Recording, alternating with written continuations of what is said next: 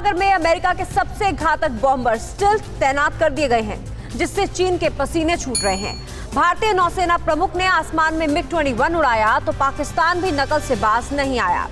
चीनी सेना के साथ कहां दिखे पाकिस्तानी पनडुब्बी और कैसे भारत बढ़ा रहा है समंदर में अपनी ताकत। चीन पाकिस्तान से बढ़ रहे विवाद से जुड़ी बड़ी खबरें देखते हैं टॉप 9 चीन पाक साजिश में। समंदर में सबमरीन की ताकत बढ़ाने की तैयारी में जुटा Bharat. Make in India project के तहत मोदी सरकार जल्द ही 6 एयर इंडिपेंडेंट प्रोपल्शन सबमरीन का टेंडर जारी कर सकती है। वहीं रूस के AK-203 राइफल की फैक्ट्री डील भी अक्टूबर तक पक्की हो सकती है। इनके अलावा हेलीकॉप्टर्स के हिंदुस्तान में बनाए जाने का काम जल्द शुरू हो सकता है। चीन पर लगाम लगाने के लिए अमेरिका ने अपने सबसे घातक लड़ाकू विमान भारत के बेहद करीब मौजूद अपने नौसैनिक बेस में तैनात कर दिए हैं। अमेरिका के इंडो पैसिफिक कमांड की ओर से जारी बयान में कहा गया है कि 3 B-2 split stealth bomber Diego Garcia में तैनात किए गए हैं। ये विमान करीब 29 घंटे की यात्रा करके यहाँ पहुँचे हैं। B-2 स्प्लिट बॉम्बर एक साथ 16 परमाणु बम ले जा सकता है।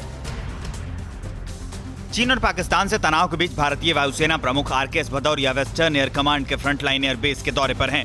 भदौरिया यहां बेस की तैयारियों का जायजा लेंगे। साथ ही यहां तैनात स्क्वाड्रन के कॉम्बैट क्रू और एयर क्रू से मुलाकात करेंगे। आज उन्होंने रेजिडेंट फाइटर स्क्वाड्रन के साथ MiG-21 बाइसन को उड़ाया। भारतीय वायुसेना प्रमुख ने MiG-21 उड़ाया तो पाकिस्तान के एयर चीफ भी उनकी नकल करने में जुट गए। पाक एयर चीफ मार्शल मुजाहिद अनवर ने JF-17B फाइटर जेट में उड़ान भरी। उड़ान के बाद मुजाहिद अनवर ने कहा कि पाकिस्तान अपनी रक्षा के लिए हर तरह से तैयार है और हथियारों की होड़ से नहीं डरता। रक्षा मंत्री राजनाथ सिंह ने आज डिफेंस सेक्टर में भारत की बढ़ती ताकत का जिक्र किया। आत्मनिर्भर भारत मिशन के तहत भारत में ही Nag missile carrier, Konkurs anti tank missile, लड़ाकू विमान जैसे अत्याधुनिक हथियार भारतीय कंपनियां बना रही हैं। रक्षा मंत्री ने बताया कि अगले 7 साल में घरेलू इंडस्ट्री को 7 लाख करोड़ के ऑर्डर दिए जाएंगे।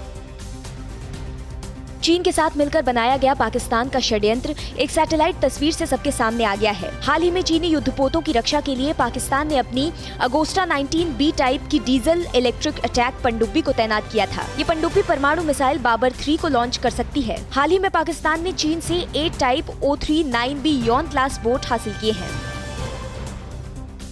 चीन ने भारत को अमेरिका की नकल ना करने की हिदायत दी है। ग्लोबल टाइम्स में कहा गया कि अमेरिका की चीन को सबसे अलग करने की नीति दोधारी तलवार की तरह है। हो सकता है कि अमेरिका इससे होने वाले नुकसान को झेल ले, पर हिंदुस्तान के लिए चीन को अलग थलग करना उल्टा नुकसान पहुंचाएगा।